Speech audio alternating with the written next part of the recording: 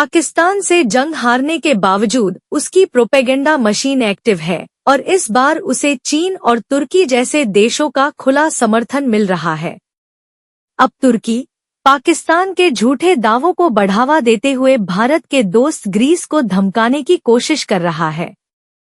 तुर्की की conservative media टिया हबर ने हाल ही में एक रिपोर्ट प्रकाशित की है जिसमें दावा किया गया है कि भारत पाक संघर्ष में पाकिस्तान ने भारत के राफेल विमानों को गिराया और ग्रीस को राफेल खरीद को लेकर सावधान रहने की जरूरत है।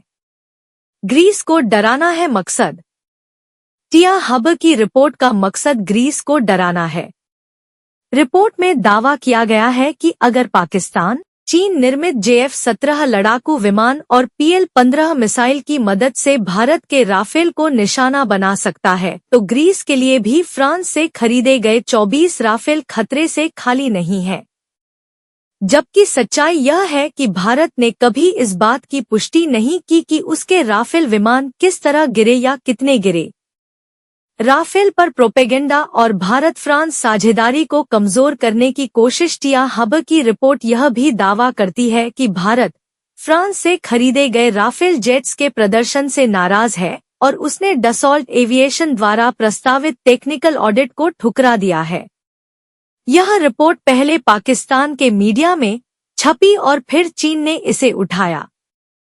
हालांकि भारत सरकार या भारतीय वायुसेना की ओर से ऐसी कोई पुष्टि नहीं की गई है, जिससे इस रिपोर्ट की साख सवालों के घेरे में आ जाती है। रिपोर्ट में यह भी कहा गया है कि भारत फ्रांस की प्रोडक्शन क्वालिटी और सोर्स कोड साझा न करने की नीयत पर शक कर रहा है। दरअसल तुर्की की ये कोशिशें केवल राफेल की क्षमताओं पर सवाल उठाने तक सीमित नहीं है, बल्कि भारत और फ्रांस के बीच बढ़ती रक्षा साझेदारी को कमजोर करने की साजिश भी है। तुर्की की असल चिंता भारत ग्रीस संबंधों में गर्माहट। तुर्की का असली डर यह है कि भारत अब ग्रीस के साथ अपने संबंधों को और मजबूत कर सकता है। टिया हबर की रिपोर्ट से यह आशंका भी झलकती है कि भारत ग्रीस में सामरिक निवेश की संभावनाएं तलाश रहा है। ग्रीक अखबार एकाथेमेरिनी की एक रिपोर्ट में कहा गया है कि भारत ग्रीस के बंदरगाहों, पर्यटन और रक्षा क्षेत्रों में निवेश को लेकर रुचि दिखा रहा है। इसके अलावा हेलेनिक एरोस्पेस इंडस्ट्री EAB और हेलेनिक डिफेंस सिस्टम्स EAS में भारतीय निवेश की चर्चाएं भी तुर्की को परेशान कर रही हैं। खासकर तब जब भारत ने तुर्की के सबसे घातक ड्रोन बायरक्तर TB2 को युद्ध क्षेत्र में विफल कर दिया।